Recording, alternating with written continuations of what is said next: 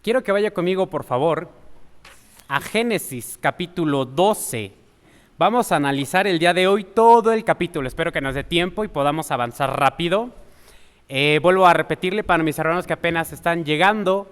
Es la primera sesión de consejería prematrimonial por causa de que nuestro hermano Gerardo y nuestra hermana Gaby van a contraer nupcias prontamente delante del Señor y estamos todos alegres.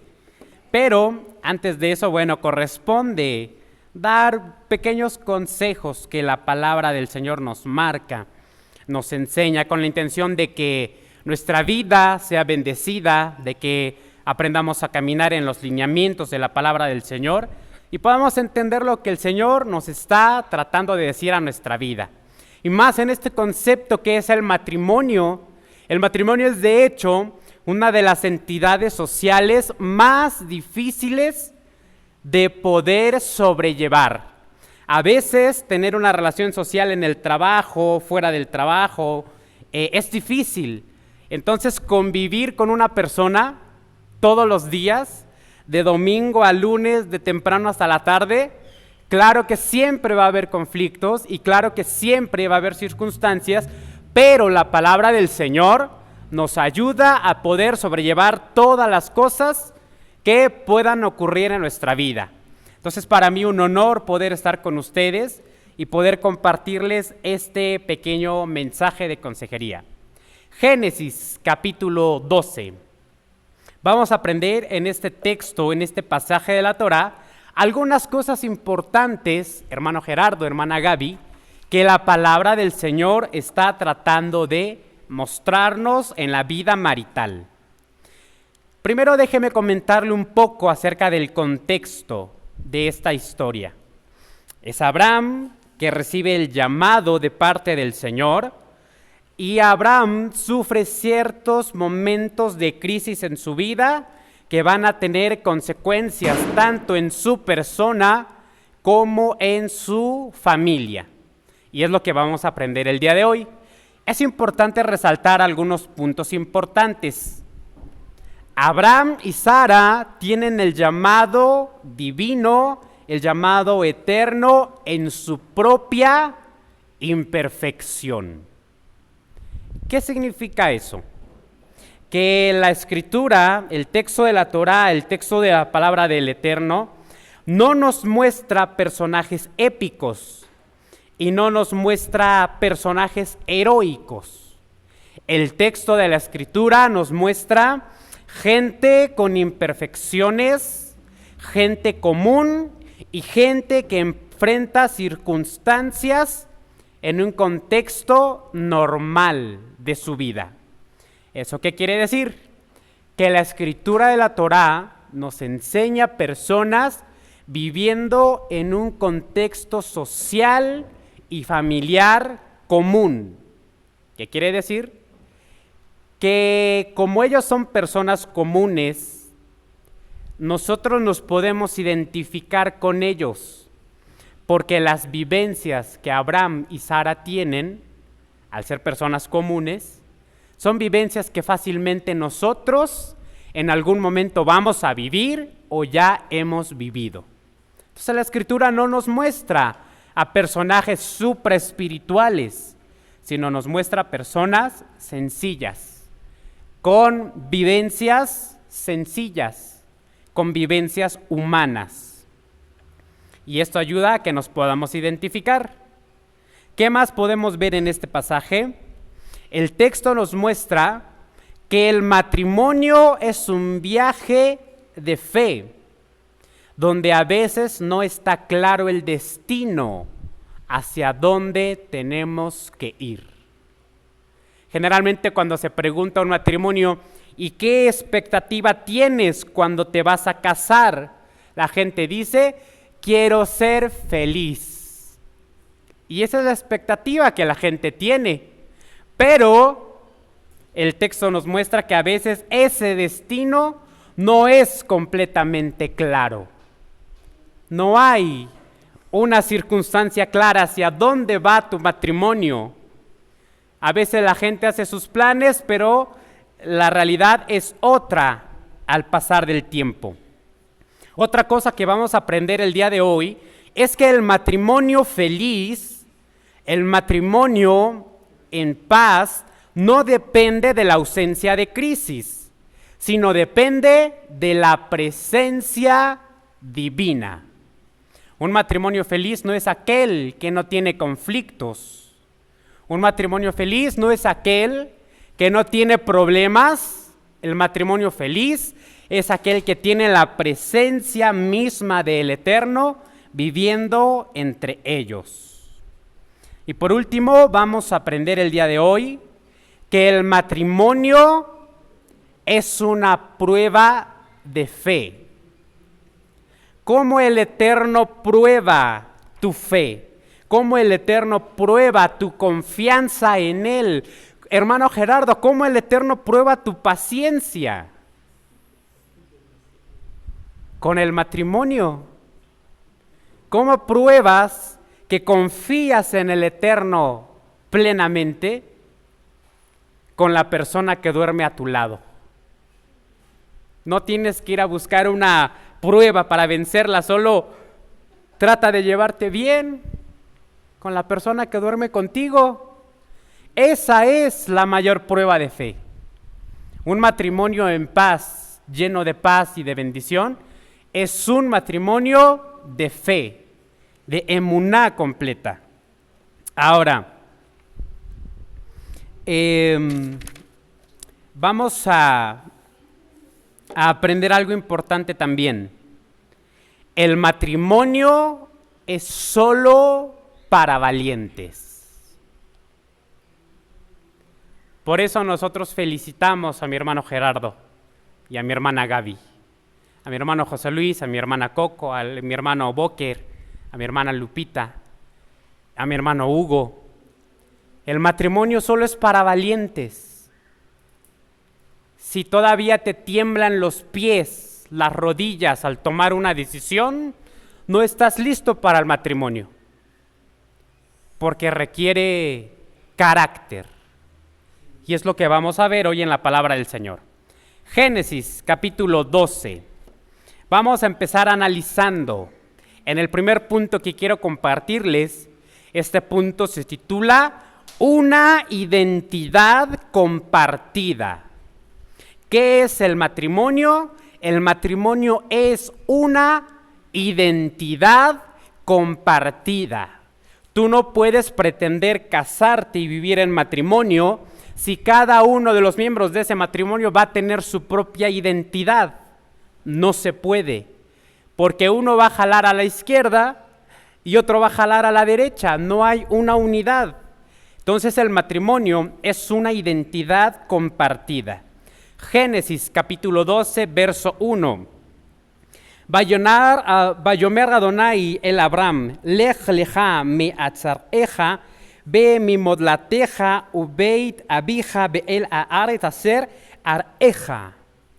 Y le dijo el Eterno a Abraham, lech lecha. ¿Qué significa en el texto hebreo esa expresión? Su Biblia en español dice, vete. Es una sola palabra, pero en el texto hebreo la expresión es doble, lech lecha. Y esta se traduce como, vete de ti mismo. ¿Qué diferencia hay entre solo vete a vete de ti mismo? La palabra en el texto hebreo, lech lecha, significa abandónate a ti mismo. Y esa es la lección más grande que podemos entender de la Torá si enfocamos nuestro estudio en el matrimonio. Porque para llegar al concepto del matrimonio se requiere siempre abandonarse a uno mismo. Porque ya no es las cosas que yo quiero, ya no son las cosas que yo anhelo, ya no son mis deseos que yo busco perseguir, sino que ahora todo mi mundo se comparte con la persona que yo he llamado para que forme conmigo un hogar y un matrimonio. Entonces el Eterno le dice a Abraham, vete de ti mismo, abandónate a ti mismo, pero a veces sucede que cuando vamos al matrimonio y nos queremos casar cuando somos muy jóvenes, lo que menos queremos hacer es abandonarnos a nosotros mismos, porque todavía queremos nuestros deseos, todavía queremos nuestras propias metas individuales, y el matrimonio no pasa de los 3 meses. Porque ella quiere esto y él quiere otra cosa. El primer punto para un matrimonio exitoso, feliz, unido, es que cada uno de los cónyuges sepa avanzar, dejando atrás todas las cosas que individualmente había planeado. El Eterno le dice, Lech lecha, me arceja, mi moladteja, mi beit abija.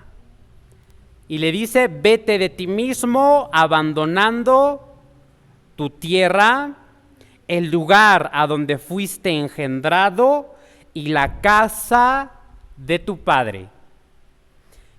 Esta parte nos recuerda al texto que aparece en Génesis capítulo 2 que dice, por tanto el hombre dejará a su padre y a su madre, se pegará, se adherirá a la mujer y llegará a nacer una sola carne.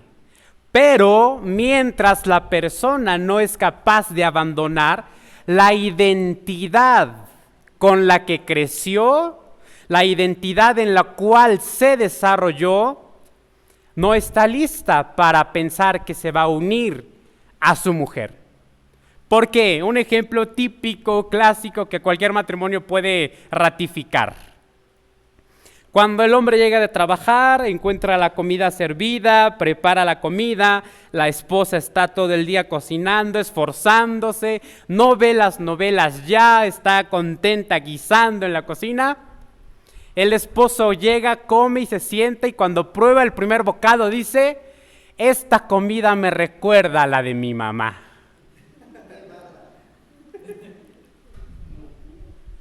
¿Qué hace la mujer? ¿Qué siente? ¿Qué dice la mujer? Yo dejé la novela, ya no me arreglo para cocinar todo el día, y no me dice que mi comida es buena y mejor, sino que dice que es como la de la mamá. ¿Qué es eso? Quiere decir que el hombre todavía conserva la identidad de su casa. ¿Sí? Cuando hay un conflicto dentro de la familia y el hombre no ha roto la identidad con la que creció en casa, el hombre no dice, yo decido y esto se hará. El hombre dice en su mente, ¿qué hubiera hecho mi padre? Porque está volteando hacia la casa de su padre. Está volteando a las cosas que aprendió. Y es ahí donde se repiten los patrones de conducta.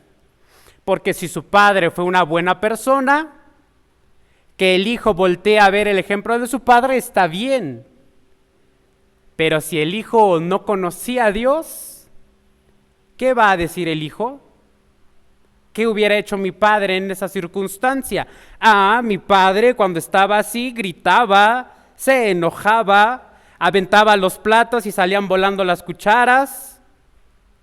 Todavía está viendo hacia la casa de su padre.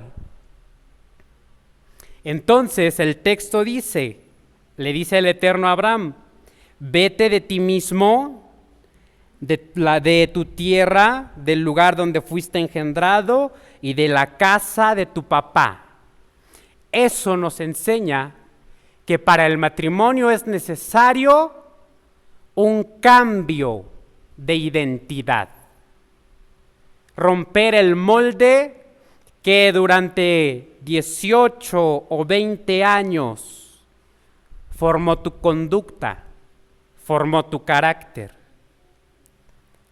Porque no puedes llegar al matrimonio y buscar una identidad compartida con tu amada si todavía conservas el molde antiguo. El Eterno le dice: deja tu tierra, deja el lugar donde fuiste engendrado, la casa de tu padre, y ve al lugar que yo te mostraré. Esa es la razón de la justicia de Abraham, que Abraham salió valientemente de su casa sin saber a dónde iba. Él emprende un viaje que no sabe cuánto va a durar. Él emprende un viaje hacia un rumbo que no estaba definido. Él emprende un viaje sin saber si alguien lo esperaba al final. ¿A dónde va Abraham? No sabe a dónde va, pero ese es el secreto de su justicia, que él decide caminar sin saber qué hay al frente. Y el matrimonio, amados hermanos Gerardo y Gaby, ustedes lo deben de saber bien.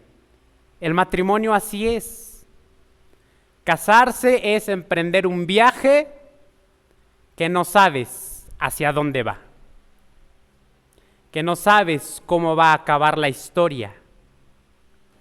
A veces en nuestra mente prospectamos cosas y la desilusión es cuando las cosas no se cumplen conforme nosotros las habíamos prospectado. Pero Abraham se va. Abraham está a punto de empezar un viaje donde va a construir una nueva identidad. Pero Abraham no va solo. Verso 5, por favor. Vaikaj Abraham et Sarai ishto. Y entonces Abraham tomó a su mujer junto con él. Ahora, si Abraham tenía fe, porque él va a un lugar a donde no sabe a dónde va, Sara tenía el doble de fe para escuchar la voz de su esposo viejito y decir, pues nos vamos, está bien, nos vamos.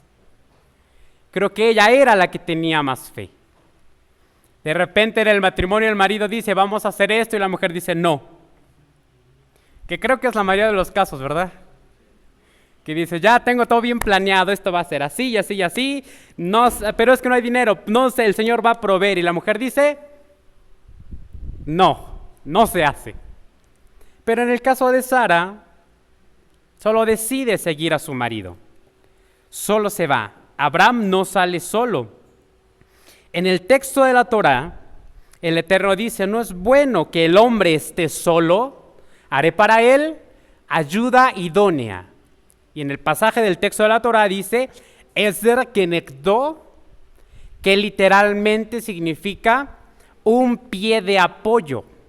Ezer Kenegdo tiene muchos significados.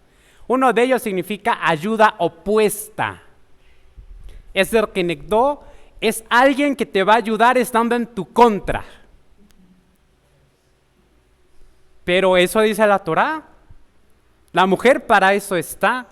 Imagínese dos loquitos que se casan y a uno se le ocurre una locura y ahí va la otra y lo apoya. ¿Cómo va a terminar ese matrimonio? Pero Ezer Kenegdo significa una ayuda opuesta, ayuda contraria. Ezer significa hacer fuerte, levantar, apuntalar, sostener, pero Nagad en el texto hebreo significa que está opuesto a ti. Entonces mi hermano Gerardo va a decir, ya viene el mundial y en la bodega vi una pantalla de 80 pulgadas y está en oferta a 3 años para liquidar. Y llega bien contento con su idea. Y mi hermana Gaby le dice, eso es Ezer Kenegdo. Te ayuda, pero está en contra tuya. Porque te frena. Los maridos tenemos esas cosas locas que a veces se nos ocurren, ¿sí o no, hermano Hugo? Y ya estamos todos bien emocionadotes. Y el Eser Kenegdo dice, no, chiquito, a ver. Esa es la frase del hermano Gerardo Rivera. Dice, aquí, stop. ¿Sí? Eso es Eser Kenegdo. Pero en otra definición la palabra también significa el pie de apoyo. Es el pie que te ayuda a caminar. Entonces, no hay manera de que un marido pueda decir que va a avanzar y va a caminar si no tiene un pie. ¿Cómo va a caminar? ¿Dónde va a sacar el equilibrio? ¿Cómo es una persona que intenta caminar y no tiene un pie? Está en desequilibrio. Cuando el marido no respeta el concepto de Eser Kenegdo, tu pie de equilibrio, su vida da tumbos por todos lados. Eso es lo maravilloso de la mujer en el matrimonio. La mujer da equilibrio a los hombres. Yo conocí un amigo bárbaro, que no voy a decir su nombre porque seguramente lo conocen, que cuando se casó, a la semana siguiente llegó bien contento con un Xbox. Trabajó, ganó su primera quincena y llegó con el Xbox. Entró a su casa, así como entró a su casa, volvió a salir. ¿A dónde vas? No, voy a devolverlo. Eso es real. Porque la mujer da equilibrio. ¿Cómo pretende el hombre avanzar? Brincando de cojito. No se puede. Entonces, Eser Kenegdo, en el caso de Abraham, es su pie de apoyo. Él está por emprender el viaje más largo de la fe. Pero solo no puede avanzar. No hay manera. Necesita el contrapeso, el equilibrio. Eser Kenegdo también significa, Nagad significa el que se pone delante, al cual hay que rendirle cuentas. La mujer es alguien a quien le tiene el hombre que rendir cuentas. Y la mujer se la sabe, eso no es un misterio. Porque llega la quincena y dice, oye, aquí te faltan 40 pesos. ¿Por qué? Bueno, es un caso extremo, pero Eser Kenegdo Nagad es declarar delante de otro. El hombre necesita saber rendir cuentas. ¿Por qué? Porque los hombres somos malos administradores. Y las mujeres tienen esa virtud. Con 100 pesos, ¿quién come con 100 pesos hoy? Los hombres. Una orden de tacos, un refresco, se acabaron los 100 pesos. La mujer puede preparar la comida y la cena con 100 pesos. ¿Necesitamos, no necesitamos que nos administren? Sí. Dice el texto en Proverbios que la mujer sabia recibe el dinero, reparte, trabaja, gana utilidades y hasta le sobra para repartir a los pobres. Y no falta, dice la Biblia, que su casa está llena de bendición y nunca falta nada.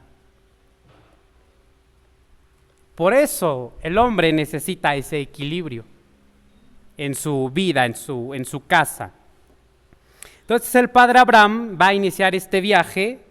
Se va a ir al viaje, pero tiene que llevar a su compañera. Él no se va solo.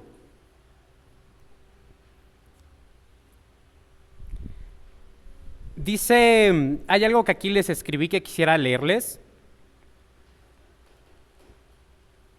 El matrimonio comenzaba en la antigüedad cuando los cónyuges avanzaban y abandonaban sus antiguos lazos familiares para crear su propia identidad.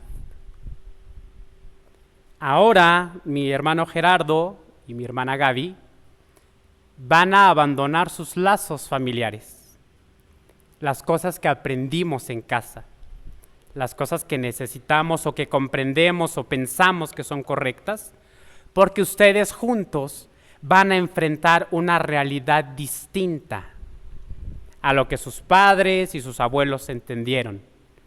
Y eso es necesario abandonar esa identidad porque ustedes van a generar una identidad nueva y esa identidad nueva va a nutrir a sus hijos. Por eso es importante romper los patrones de conducta y alimentar su propia identidad. Vamos a ir rápidamente al verso 10. Ahí en Génesis capítulo 12, verso 10.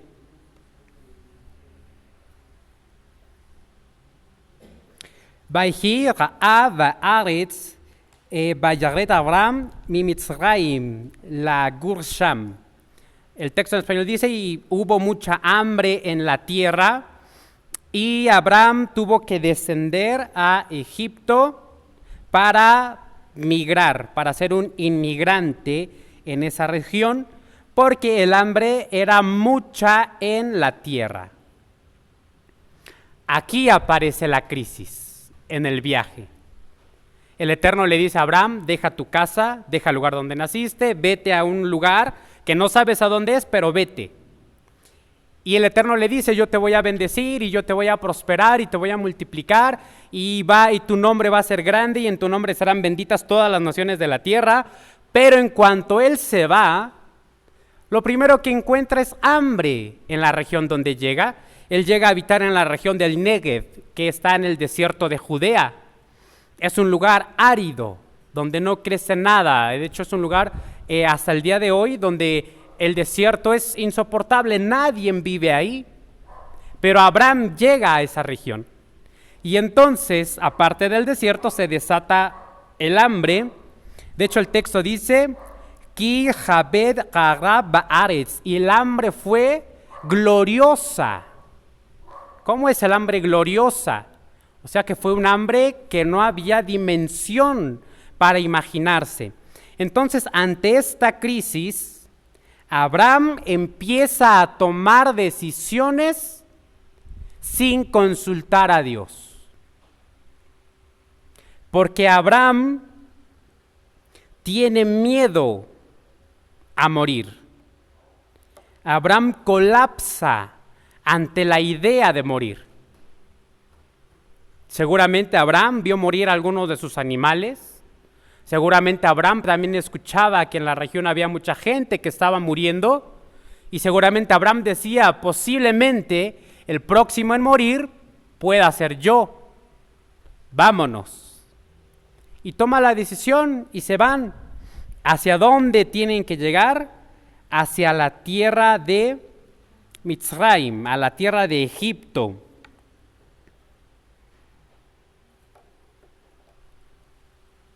Entonces, vamos a ver algo muy interesante que aparece en el verso 13.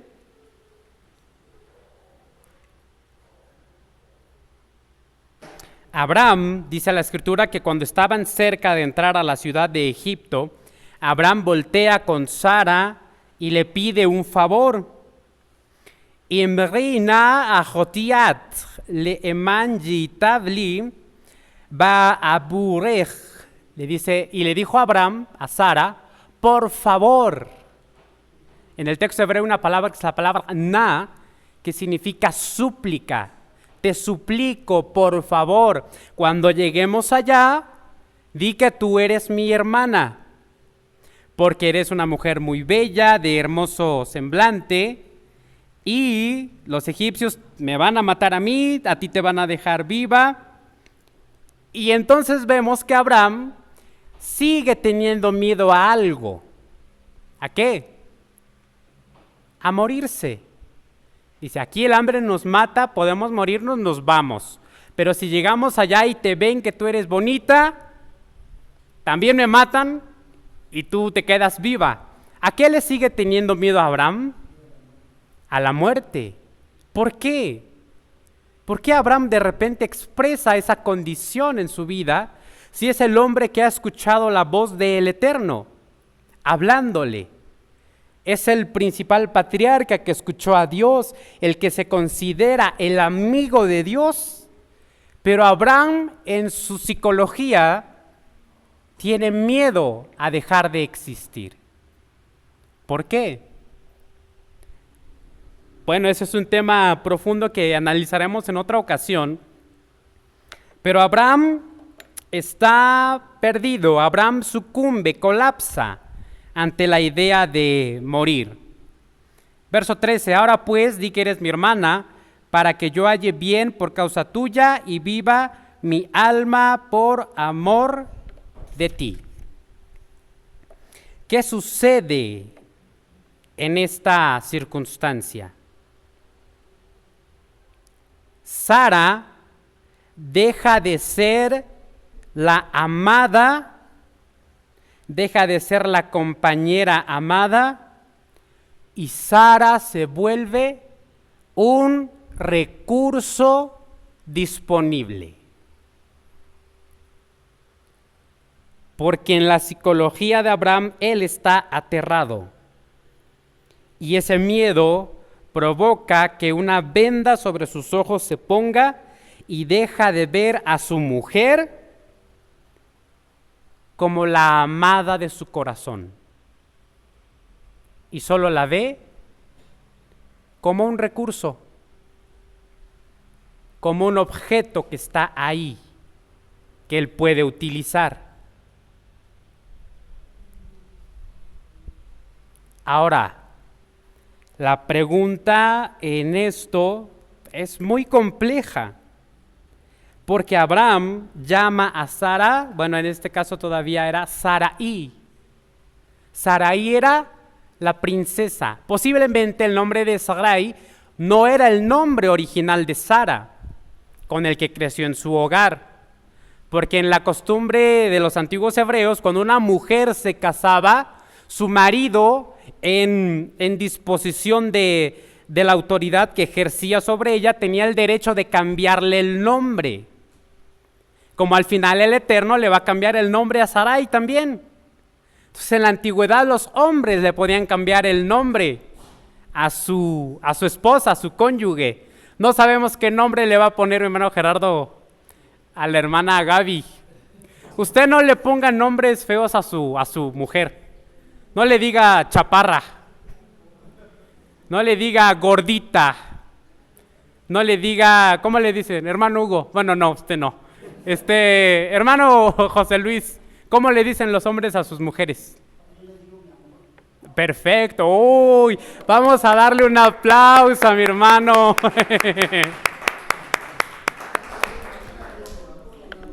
Porque eso, aunque usted no lo crea, todo eso todavía se sigue practicando. En el pensamiento hebreo de la antigüedad era una ceremonia muy compleja.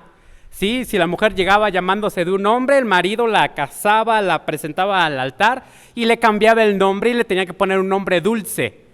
Pero hoy nosotros, ¿cómo le decimos a nuestras mujeres? Gordita, chaparra, morenita, no sé. Pero eso no es correcto. Pero Abraham le pone a su esposa Sarai, que significa mi princesa. Qué romántico era Abraham. Pero en el verso 13,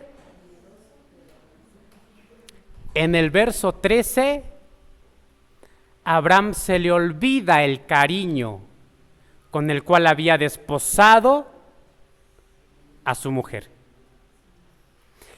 Ese es el riesgo más grande en el matrimonio. Cuando el hombre se olvida del cariño con el cual desposó a su mujer. Cuando eso sucede en el hombre, ya el matrimonio fracasó el 50%. Cuando el hombre se olvida el cariño, el amor con el cual se casó. Y Abraham se olvidó de eso. Abraham en el verso 13 está manipulando la realidad con su autoridad. Vea cómo cambia la psicología de Abraham. Ahora está manipulando a su mujer, le está diciendo, tú tienes que decir esto y esto para que esto y esto no suceda. ¿Habrá maridos manipuladores?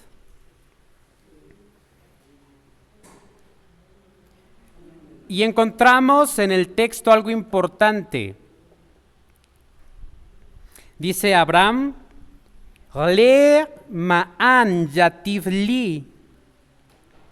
Le ma'an yativ li. Porque entonces, dice Abraham, porque entonces a mí me irá bien.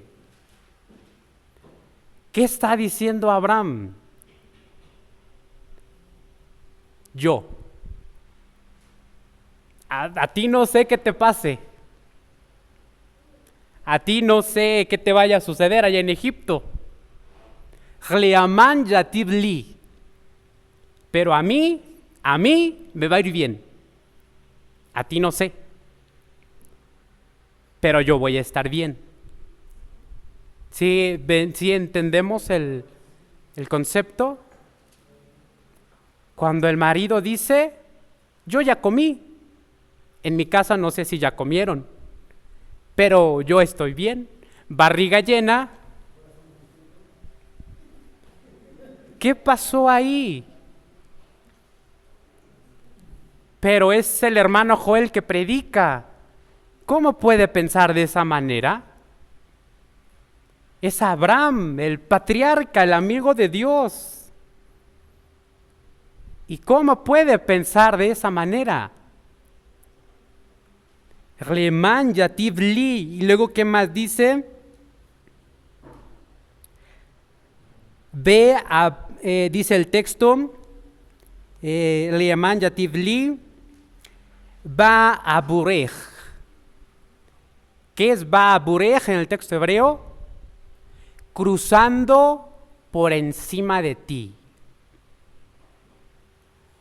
Abraham dice, a mí me va a ir bien, incluso si tengo que pasar por encima de ti, mi bienestar es lo primero.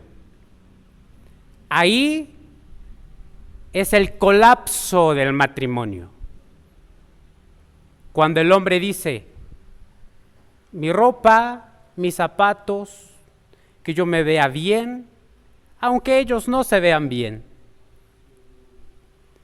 Cuando la mujer dice, yo y mi marido no importa, colapsó el matrimonio.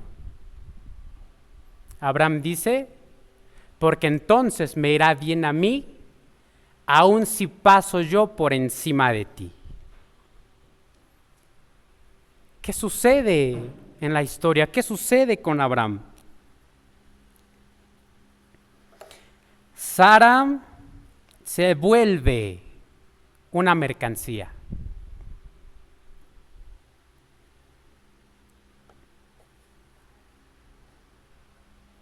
Abraham consideraba que su bienestar era mejor que la protección del pacto matrimonial. Y aquí abrimos una pregunta. Ustedes, casados, ¿protegen a su cónyuge o lo usan como un escudo para su propia seguridad? Vuelvo a repetir la pregunta. ¿Ustedes protegen a su cónyuge o lo usan como un escudo para su propia seguridad? No me responda, usted platíquelo con el Señor. Verso 16. ¿Qué dice el verso 16?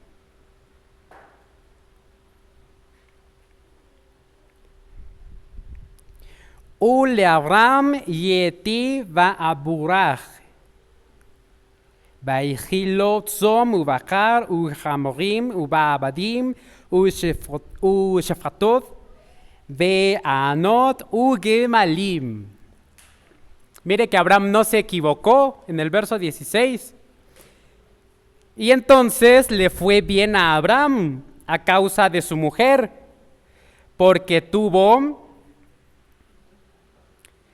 ¿qué dice que tuvo? Ovejas y vacas y asnos y siervos y criadas y asnas y camellos. ¿A costa de qué? Punto número 3. La prosperidad sin paz. A Abraham le fue bien a costa de su paz matrimonial. El éxito material que daña la dignidad del cónyuge es en realidad un fracaso espiritual. Vuelvo a repetir. El éxito material que daña la dignidad del cónyuge es en realidad un fracaso espiritual. A Abraham le fue bien. Tenía vacas, camellos, ganados, siervos, siervas. ¿Pero había paz en su matrimonio? El éxito material que daña la dignidad del cónyuge es en realidad un fracaso espiritual. ¿Quién se sabe el proverbio que dice? Es mejor un bocado de pan. ¿Cómo es? Es mejor un bocado seco de pan en paz que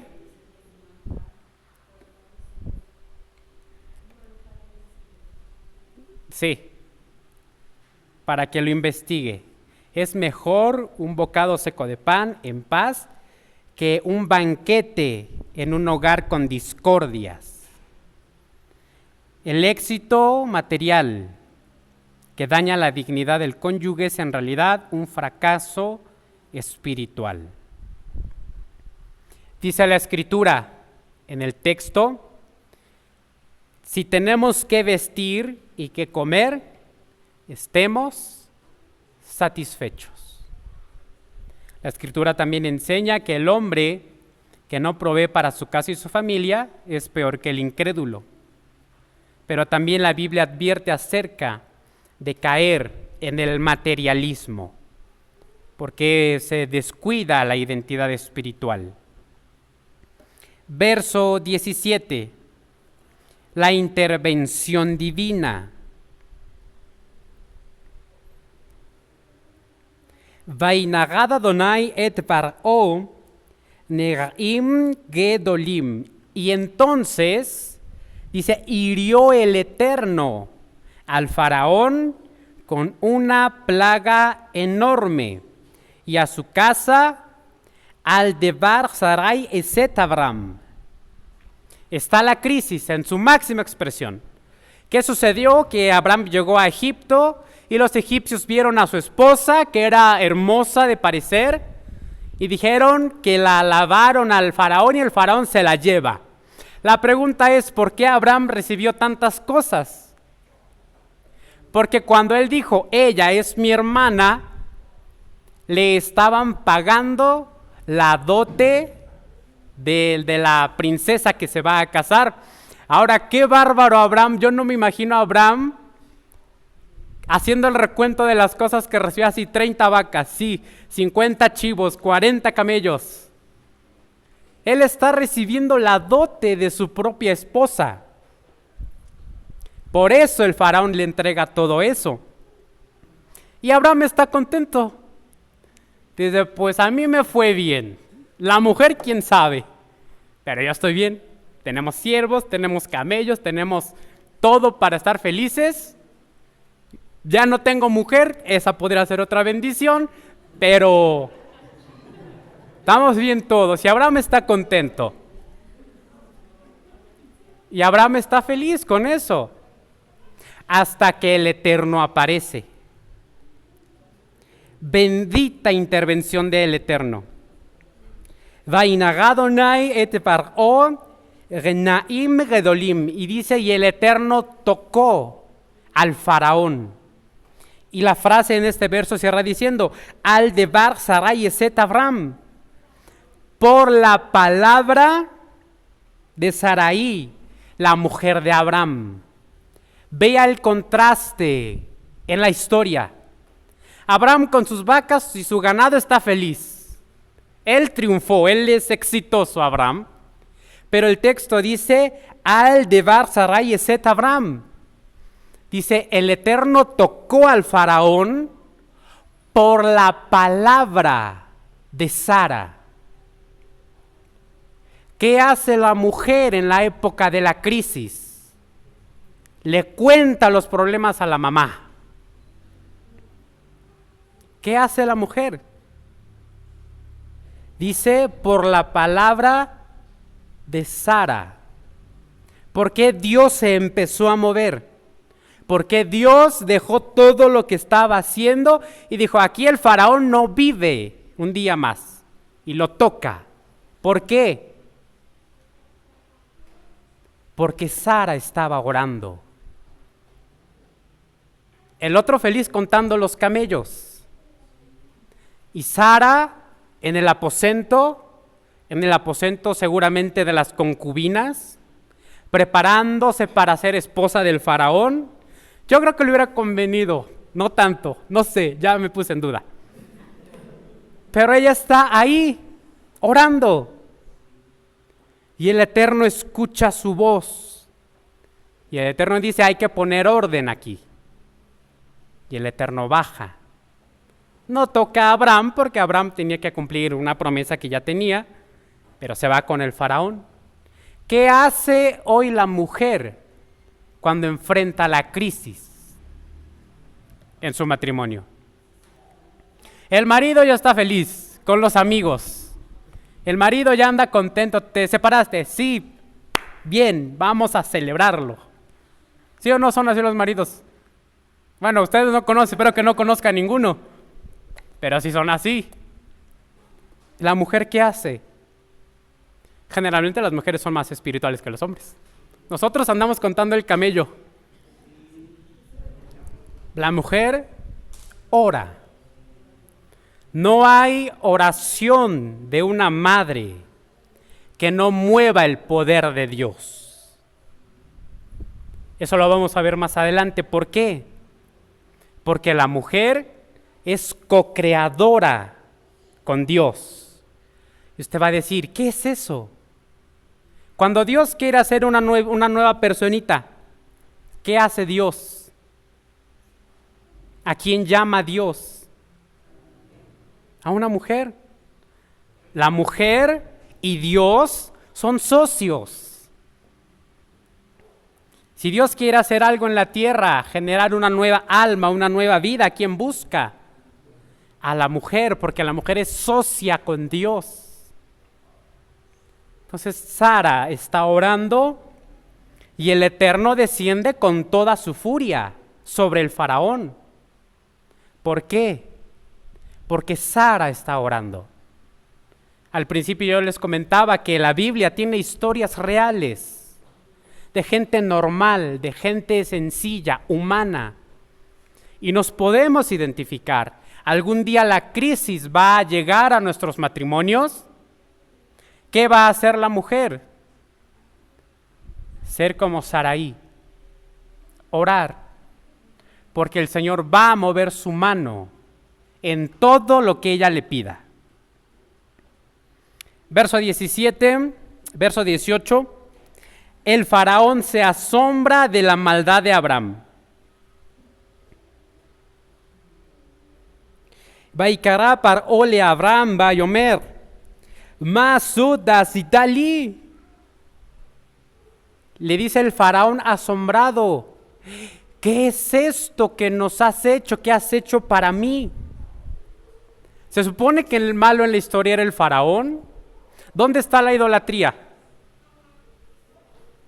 En Egipto. ¿Dónde están las personas malas? En Egipto. Y ahora el faraón está juzgando al justo. ¿Por qué? ¿Por qué los papeles se invierten? El faraón le dice, Ma'azutas y Dalí, ¿por qué hiciste esto conmigo? Se supone que Abraham era el hombre justo y lleno de virtudes, pero ahora es el pecador el que lo está juzgando a él. Hermano de la congregación, no dejes que un incrédulo te juzgue. Que no sea que el incrédulo sea más responsable con su familia que tú. Que el incrédulo no te diga, oye, ¿te vas a gastar ese dinero y tu familia? Que no sea el incrédulo que se levante para juzgarte a ti. Tú sé ejemplo en todas las cosas. Amén. El faraón está asombrado. El faraón se enoja. Verso 20, ya terminamos. Dice, y entonces el faraón lo sacó.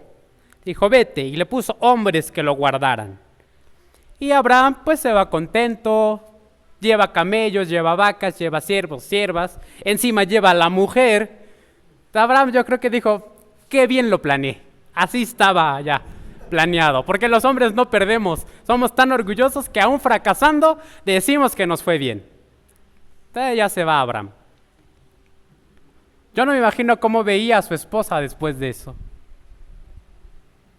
Yo imagino que Sara puso la típica postura de esposa enojada. Usted sabe cuál es, usted. ¿Qué pasa en todo esto después? Cerramos capítulo 13, verso 4.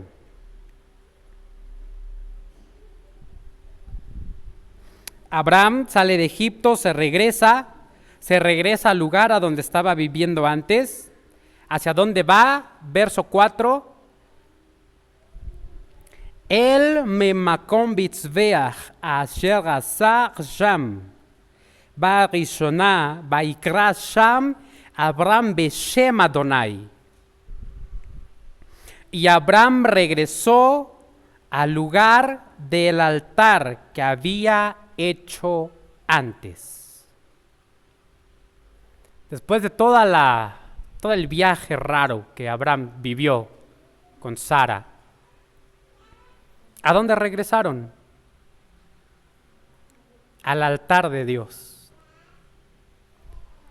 El lugar a donde este altar estaba plantado es un lugar que se llama León Moré, que significa el árbol de la enseñanza, a donde Abraham meditaba las enseñanzas de Dios.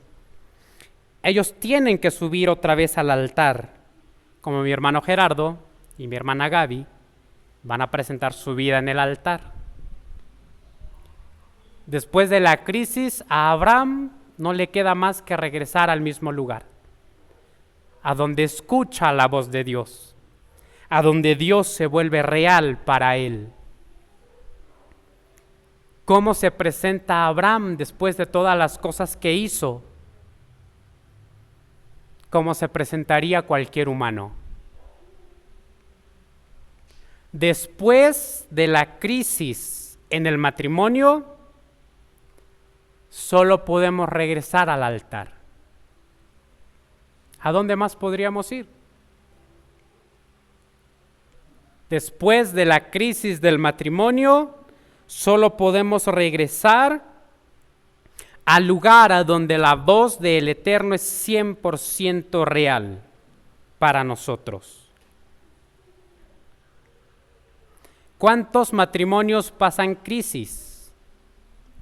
Todos. usted no sienta pena y diga, ay, soy el único. No, todos. Pero después de la crisis es necesario siempre volver a la presencia de Dios. Hermano, pero ese día nos dimos hasta con el perico.